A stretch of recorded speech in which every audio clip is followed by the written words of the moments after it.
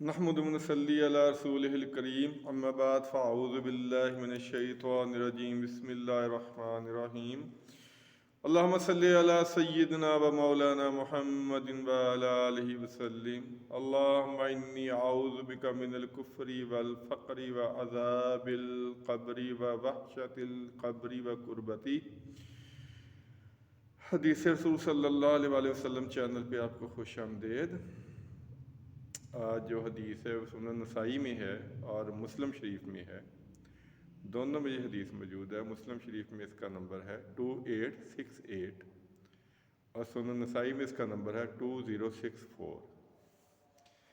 حضرت انس رضی اللہ تعالی عنہ اس کے راوی ہیں۔ روایت کرتے ہیں کہ نبی پاک صلی اللہ علیہ وسلم نے ایک قبر سے، یہودی کی قبر تھی، تو اس سے چیخنے چلانے کی آواز سنی، تو آپ نے پوچھا کہ یہ کب فوت ہوا تھا؟ فرمایا گیا یہ دور جہالیت میں فوت ہوا تھا۔ تو آپ نے اطمینان کا سانس لیا، پھر آپ نے ارشاد فرمایا کہ اگر مجھے ڈر نہ ہوتا کہ تم مردوں کو دفن کرنا ہی چھوڑ دو گے، اگر مجھے ڈر نہ ہوتا کہ تم مردوں کو دفن ہی نہیں کرو گے، تو میں اللہ سے دعا کرتا کہ تمہیں قبر کے عذاب کی آواز سنائے جو مردے کو دی جاتی ہے، جو سزا مردے کو ملتی ہے قبر میں دعا کرتا کہ اللہ تعالیٰ تمہیں وہ آواز سنا دے۔ جو قبر کے معاملات ہیں یہ بہت خوفناک ہیں، بہت خطرناک ہیں۔ ہمارے نبی صلی اللہ علیہ وسلم اکثر نماز میں عذاب قبر سے، عذاب فتنہ دجال اور مسیح سے پناہ مانگتے تھے۔ اکثر عذاب قبر سے آپ پناہ مانگتے تھے، حالانکہ آپ رحمت للعالمین ہیں، رسول ہیں، معصوم ہیں گناہوں سے، لیکن آپ ہمیشہ قبر کے عذاب سے پناہ مانگتے تھے اللہ کی۔ اور ہم جیسے گناہ گار ہیں جن کو کبھی قبر کی یاد بھی نہیں آئی، آپ نے فرمایا جب مردے کو قبر میں رکھا جاتا ہے تو جب اس کے اوپر مٹی ڈال دی جاتی ہے تو جو لوگ واپس آتے ہیں مردہ ان کے قدموں کی، جوتیوں کی آواز سنتا ہے،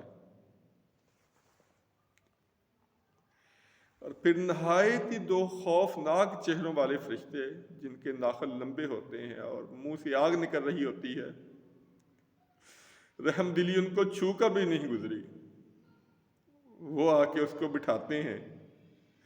اس کا جو کفن ہوتا ہے وہ سرین تک نیچے گر جاتا ہے، اور یہ بھی روایت میں آتا ہے کہ مردے کو ایسے لگتا ہے جیسے شام ہو رہی ہے، عصر کا وقت ہے۔ اگر وہ مردہ نیک ہوتا ہے تو وہ کہتا ہے مجھے نماز پڑھنے دو، کہتے نہیں ابھی نماز نہیں، ابھی سوال جواب ہوں گے۔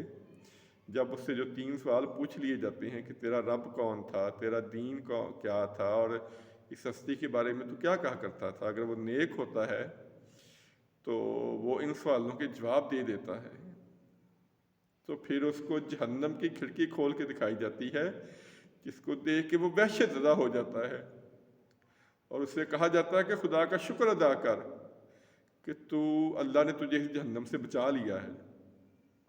پھر اس کو جنت کی کھڑکی کھول کے دکھا دی جاتی ہے جس کی تازگی دیکھ کے وہ خوش ہوتا ہے، تو اس سے کہا جاتا ہے کہ اللہ کا شکر ادا کر کہ تو اس جنت میں جائے گا۔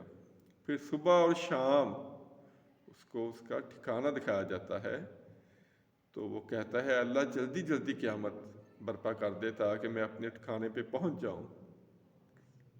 یہ تو نیک بندے کی حالات ہیں، لیکن جو ہمارے جیسے گناہ گار ہیں وہ قبر میں بہت آزمائشوں میں پڑ جاتے ہیں۔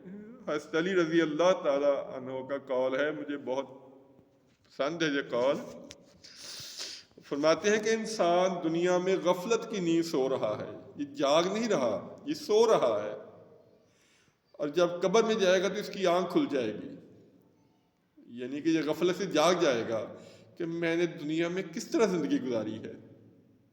یعنی یہاں پہ یہ سو رہا ہے، اپنے آپ کو سمجھ رہا ہے کہ میں زندہ ہوں، یہاں پہ یہ مردہ ہے، یہاں پہ غفلت میں پڑا ہوا ہے۔ جب قبر میں جائے گا تو اس کی آنکھیں کھل جائیں گی، اس کو پتہ چل جائے گا کہ میں نے زندگی کس طرح گزاری ہے۔ لیکن اس وقت پچھتاوے کے سوا کچھ نہیں ہوگا۔ قبر کے معاملات ہیں، وہ شخص جو نرم بستر پہ سویا کرتا تھا، آج وہ مٹی میں پڑا ہوا ہے، تنہائی میں، اندھیرے میں، کسی کو بلا نہیں سکتا، کسی دوست کو، کسی عزیز کو، کسی کو اپنی مدد کے لیے نہیں بلا سکتا، کیڑوں کا ساتھی بنا ہوا ہے۔ اس کے جسم کے اعضاء علیحدہ علیحدہ ہو گئے ہیں، زبان پہ کیڑے پڑے ہوئے ہیں، اس کے جسم کی ہڈیاں ٹوٹ پھوٹ چکی ہیں۔ جو دنیا میں کبھی تنہا نہیں رہا تھا، محفل میں رہتا تھا، آج اکیلے میں بے بسی کی زندگی گزار رہا ہے، بے بسی کے ساتھ پڑا ہوا ہے۔ جو بڑے تکبر والے اور غرور والے بادشاہ تھے، بے بسی کے ساتھ پڑے ہوئے ہیں، کسی کو بلا نہیں سکتے، کسی کو مل نہیں سکتے۔ یہ جو زندگی ہمیں دی ہے اللہ نے، یہ بہت کم ہے، یہ امتحان کی جگہ ہے، یہ عیاشیوں کی جگہ نہیں ہے۔ یہ امتحان کے لیے ہم یہاں پہ آئے ہیں، بہت تھوڑی زندگی ہے، اور یہ جو ہمیں زندگی دی ہے یہ ہمیں قبر کی اور آخرت کی تیاری کے لیے دی ہے۔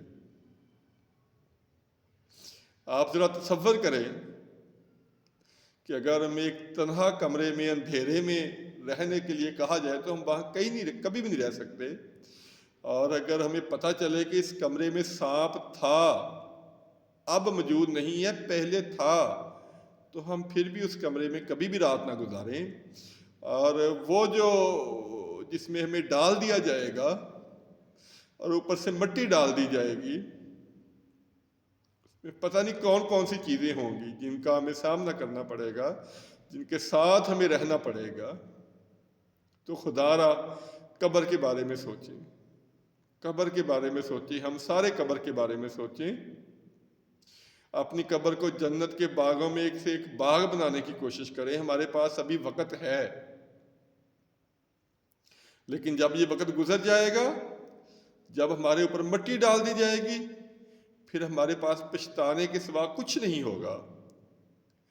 پھر مردہ اللہ سے کہے گا، اللہ مجھے ایک دفعہ دنیا میں بھیج دے، میں وعدہ کرتا ہوں کہ میں کوئی خلاف شرع کام نہیں کروں گا، نمازیں پڑھوں گا، سارے نیک کام کروں گا، لیکن اس وقت گزر چکا ہوگا۔ یہ جو قبر کے معاملات میں بار بار عرض کر رہا ہوں، بہت خوفناک ہے۔ نبیوں نے پناہ مانگی ہے قبر سے، ہم کس کھیت کی مولی ہیں؟ ہمارے پاس کوئی عمل بھی نہیں ہے، ہمارے پاس کوئی نیکی بھی نہیں ہے جس کی وجہ سے ہم کوئی اترائیں اپنے آپ یا کوئی امید رکھیں۔ ابھی وقت ہے، ابھی ہم نیکیاں کر سکتے ہیں تاکہ اپنی قبر کو جنت میں باغوں میں سے ایک باغ بنا دیں، حد نگاہ وسیع اور روشن کر سکیں۔ لیکن جب یہ وقت گزر جائے گا، جب موت کا فرشتہ آ جائے گا، تو پھر ہمارے پاس کوئی چانس نہیں ہوگا۔ پھر ہمیں پتہ نہیں کس کس عذاب کا اور کس عذاب کا سامنا کرنا پڑے گا۔ اللہ تعالیٰ سے دعا ہے کہ اللہ تعالیٰ قبر کے عذاب سے محفوظ رکھے، اللہ تعالیٰ قبر کی تیاری کرنے کی توفیق عطا فرمائے۔ آمین ثم آمین۔ السلام علیکم ورحمۃ اللہ وبرکاتہ۔